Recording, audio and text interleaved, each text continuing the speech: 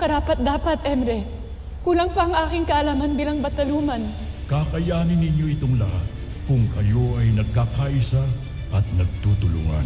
Agishik Ivnea Donash, Tevas Encantadia. Kailangan na namin magbalik sa Balaak upang mapakawalan ng aking adak. Anong laban ninyo sa masasabang nilalag doon? Hindi sapat ang iyong armas, Lira. Batid kong paparoon kayo sa Balaak, kaya dalhin ninyo ang mga armas na ipagkakaloob ko sa inyo. Ferende idu kamao ni Emre, Lira. Ikaw na muna ang magmamay-ari niyan ngayon, Lira. Marunong pa akong gumamit ng espada. Ferende idu alvo kabilan, Lira. Kailangan ninyong maipinid ang lagusan ng Balaak upang hindi makalabas pa roon si Nahagon.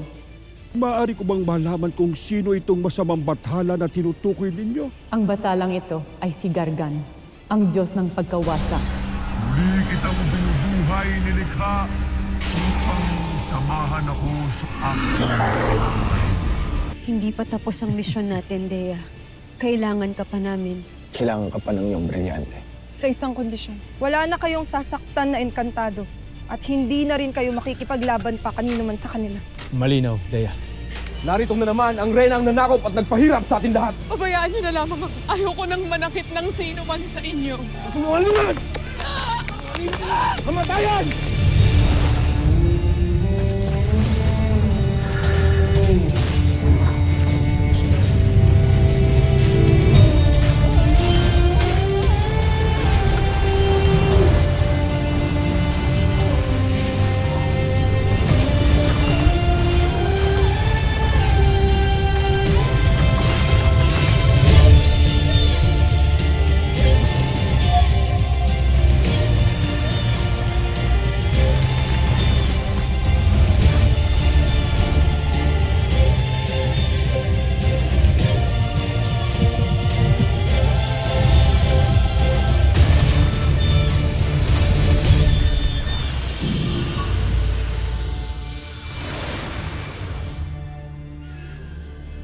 Kamatayan para sa kanya! Ingat! Kamatayan!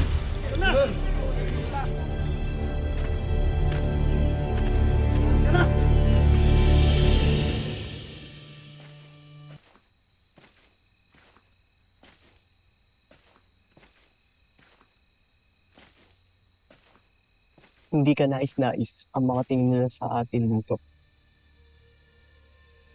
Kaya nararapat na lisanin na natin ang lugar na ito. Daron, tayo ba'y magtutungo na sa Miniave?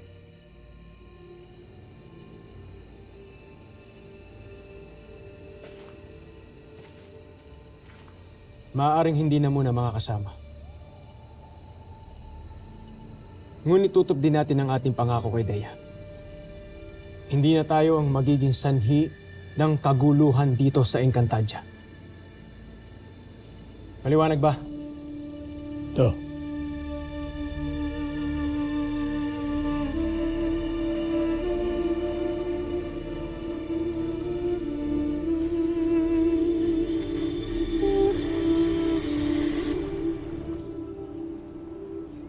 Tada!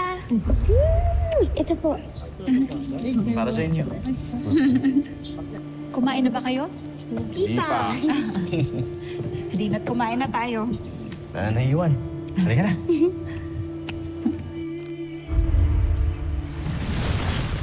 Nay.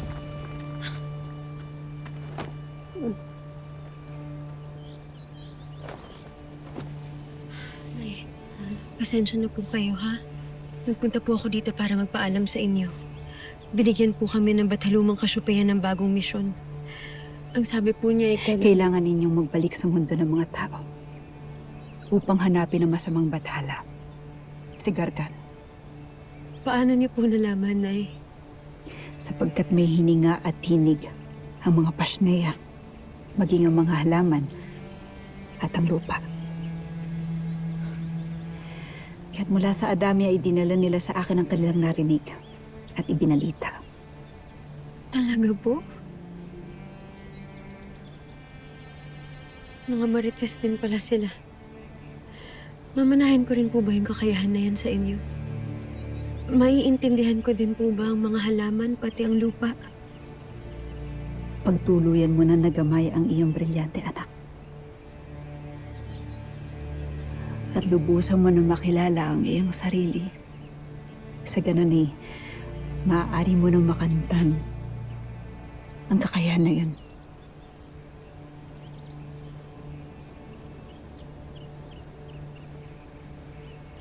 Huwag ka na rin mag-alala, anak. Hindi mo na kailangan magpaalam sa akin sapagkat sasamahan ko kayo ni Adamos upang kayo magabayan. Talaga, Nay. Salamat po at sasama ka. Yan po ang gusto kong marinig sa inyo. Gusto ko na makasama ka ng matagal, Nay. Matagal ko pong hinintay po. Anak, huwag kang mag-alala. Hindi na tayo magkakahiwalay pa. Hindi na rin akong papayag na mawala ka sa akin. Gaya na nangyari sa amin ng iyong kapatid. Kapatid? Sa tingin po na may kapatid po ako? Nandito din po ba siya sa Encantadia? Gusto ko siya makilala, Nay. May kapatid ako.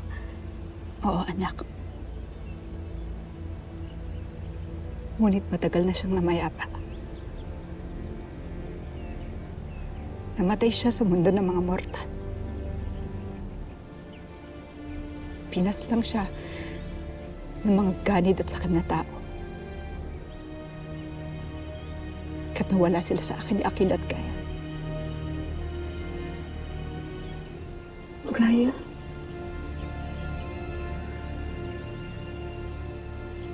Gaya?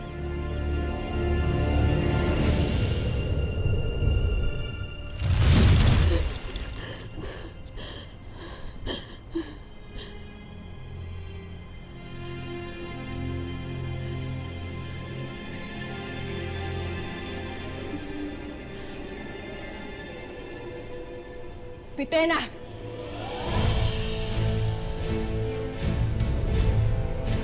Sa wakas ay nagkita tayo muli!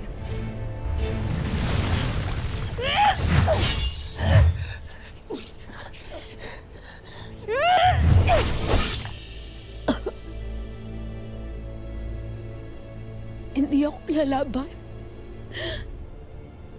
Wala nang saysay sa akin ang lahat. Kung sa ganon, handa ka na bang tanggapin ang iyong kaparusahan? Kamatayan!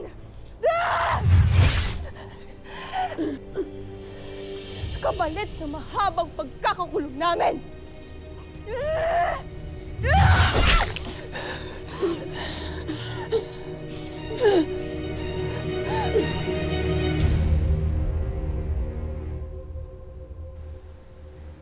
Siya ang iyong nakakatandang kapatid.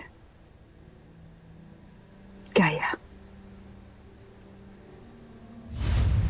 Ako si Gaya. Ano ba nangyari sa'yo? Bakit ka nandito? Ligaw na kaluluwa ka ba? Paano ka naging isang Ivtre? Hindi mo alam.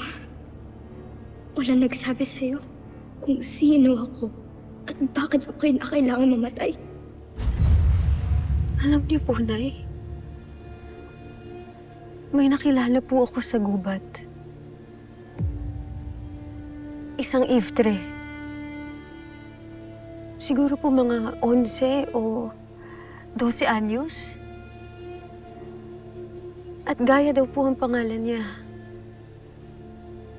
Nagtataka nga po ako eh.